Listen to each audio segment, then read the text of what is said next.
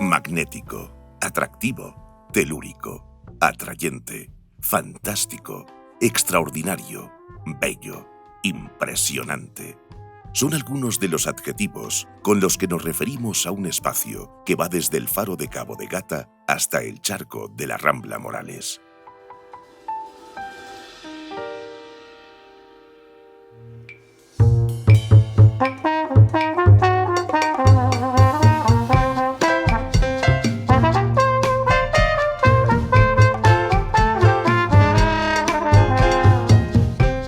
Sopla un viento salado que es un anticipo del mar.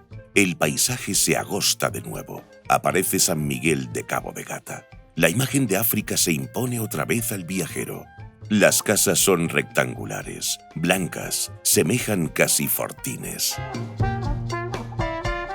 San Miguel de Cabo de Gata fue durante mucho tiempo el topónimo empleado para identificar el núcleo de Cabo de Gata. También es habitual hacer mención a Cabo de Gata como un barrio o una barriada de la ciudad de Almería. Alguno de nuestros protagonistas prefiere prescindir de la preposición, escribiendo en su correspondencia Cabo Gata. Aldea, pedanía e incluso pueblo podrían servir para referirse a este lugar. Son muchos los argumentos que permiten reivindicar esta esencia, esta especificidad, esta diferencia, esta identidad. En 1820 y tanto encontramos, gracias a Antonio Gil Albarracín, unos documentos en los plenos del ayuntamiento donde ya hay un llamamiento a que se reconozca a Cabo de Gata como pueblo, porque dice, tiene parroquia propia, ya nos habíamos separado de la iglesia de San Sebastián, o todavía andaríamos por ahí, y tiene, por fin, pues todo lo que se pedía, teníamos cuartel, dice, este está llamado a ser pueblo, y nos quedamos como aldea, la aldea de Cabo de Gata, siempre todos los proyectos que había del ayuntamiento, como el levantamiento de las tapias del cementerio, pues había una inversión para la aldea de Cabo de Gata, pero nos quedamos ahí en puerta. Hubo unos años que sí nos queríamos levantar como pueblo, pero no se quedó. Se quedó ahí. En su doble condición de vecino y fotógrafo, Ángel Mateo nos ofrece un testimonio de la vida vivida en Cabo de Gata. Como es lógico, comienza recordando el negocio familiar. Había una yegua, que es la que daba la vuelta para mover el cilindro, la amasadora, el suelo que era de tierra y piedra, y recuerdo cuando se le echó primero la capa de cemento, fíjate, los muros, me acuerdo, bueno, los muros y el horno antiguo, que el horno antiguo yo en invierno yo no recuerdo pasar frío en mi casa, calentaba toda la vivienda. La recuerdo con mucha añoranza, eso sí, y lo tengo todo muy bien conservado. Yo soy nieto de María Larrevía, ¿vale? Mi madre es Cándida, la hija de María Larrevía, Candidica le llaman aquí. Mi abuela pues era aquí un personaje que era muy conocido por la zona, era curandera y se quedó viuda muy joven, y antes pues una mujer viuda y con niños pues era muy difícil de salir adelante, pero bueno, trabajaba en el campo, luego hacía comercio, vendía, traía lo que es material de Almería, de ropa, hacia Almería y llevaba los huevos, llevaba fruta, de las cosas, las hortalizas de aquí del pueblo, y eso lo hacía pues por la orilla de la playa, iba y venía. Trabajaba, al principio yo conocía a mi padre y a un tío mío, y mi hermano conforme íbamos siendo mayores pues ya se iban incorporando. Mi hermano, los dos mayores, pues siguieron con ella. Y en el pueblo pues se dedicaba también a curar a los niños, ¿no? de dolores abdominales, por obstrucciones intestinales, el mal de ojo, las insolaciones, asistía a los partos, era como un médico, ¿no? Y luego pues ella como aprendió mucho con los animales, ella fue pastora, y cuando un animal tenía algún problema, se le rompía una pata, pues se la escayolaba con una tablilla y yo pues fui viendo cómo ella curaba y el amor que transmitía, ¿no? Y el cariño que recibía de la gente, ¿no? Y eso quizás fue el inicio, fue algo incipiente en que a mí me gustaba la medicina. Hasta hace un par de años que ya se cerró, pues ya los descendientes no quieren seguir con ella y mi hermano pues se jubilaron, los pobres también, le llegó su hora. Porque para ser curandero tenías que tener gracia, ¿no? Tenías que haber nacido con luna llena, luego tenías que ser el tercero de la familia, tenías que llorar 3 veces dentro del vientre de tu madre, y eso lo oían los vecinos si llorabas, entonces decían que era un gato, pero era el niño que estaba dentro. Entonces ese niño recibía gracia.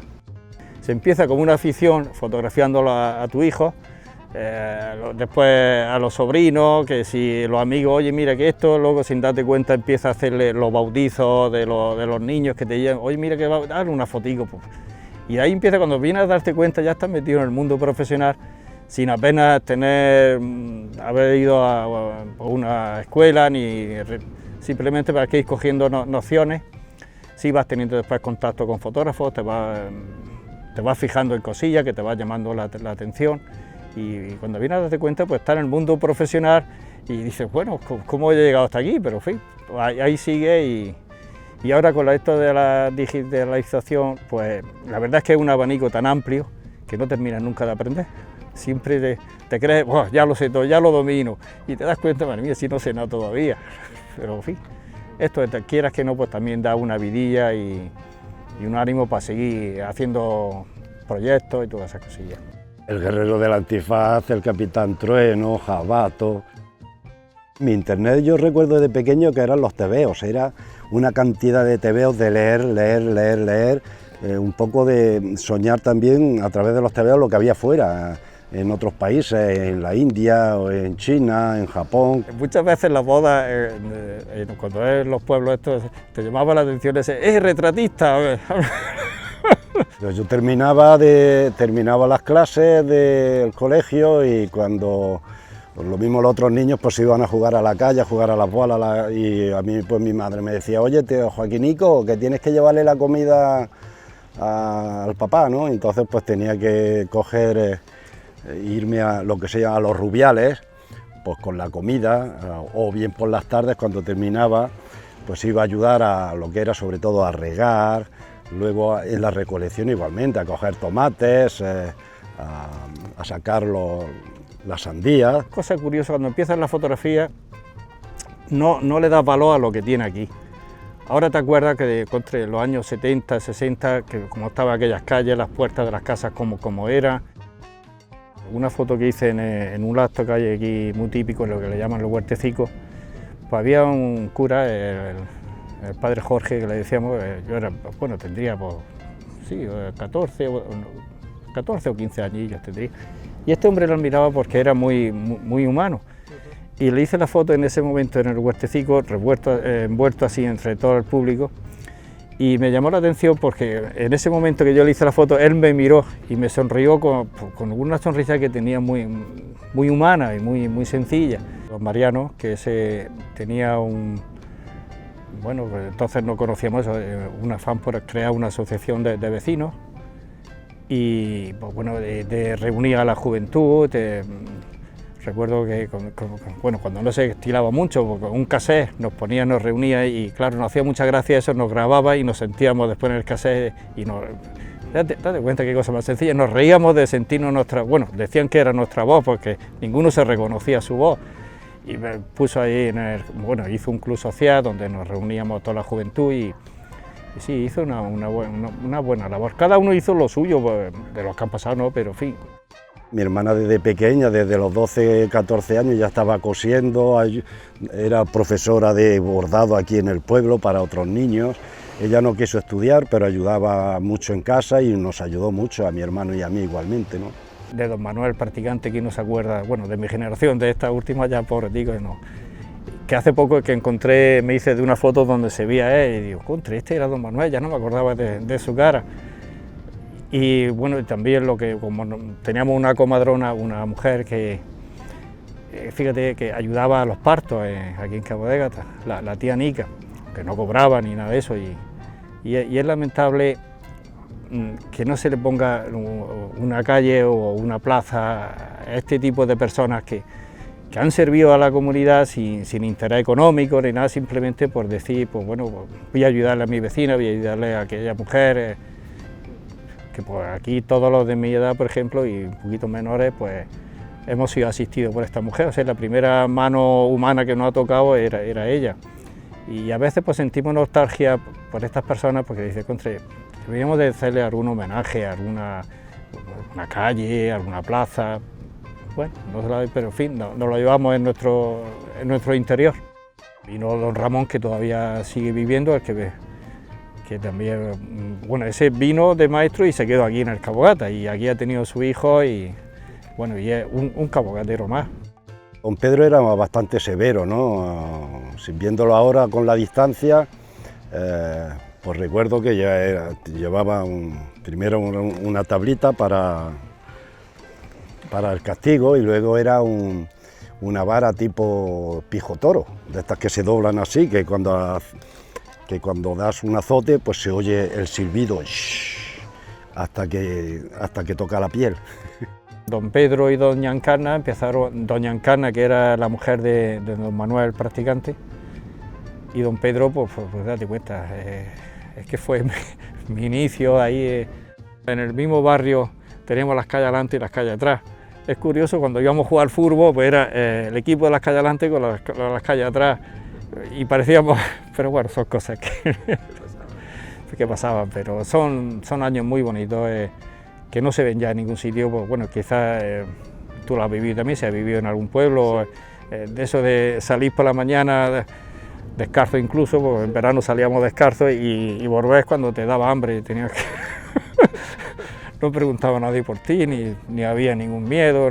Bueno, recuerdo que mi padre se ponía en la esquina, muchas veces pegaba un silbido de esos y donde estaba ya lo sentía. Recuerdo bueno, decíamos el tío Manuel Rabiate, porque es que era un libro abierto, tenía una memoria increíble. Conocía perfectamente toda la familia de Cabo de Gata y de dónde procedía. Conocía la fecha en que se construyó el muro de la Salina. Me decía, ese muro se hizo en 1906 o 1908, yo fíjate, a mí ya no me acuerdo, y él se acordaba. La iglesia se hizo en tal año, no sé qué, y me explicó por qué se hizo el muro ese también, que era para desviar el cauce de la Rambla. Cuando salían, pues claro, salía en septiembre en la Rambla y el cauce natural era en dirección a la Salina, y le pillaba en toda la cosecha de la explotación de la sal y le estropeaba la cosecha. Entonces la Unión Salinera hizo el muro, hizo el desvío del cauce de la Rambla y se comprometía todos los años a limpiar ese cauce. ¿Qué ha pasado ahora también? Que la Unión Salinera ha desaparecido, el cauce no se limpia.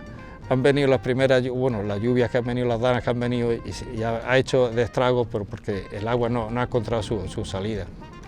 Y en Cabo de Gata estuve trabajando también de médico, y lo curioso que era al principio que estaba mi abuela, pero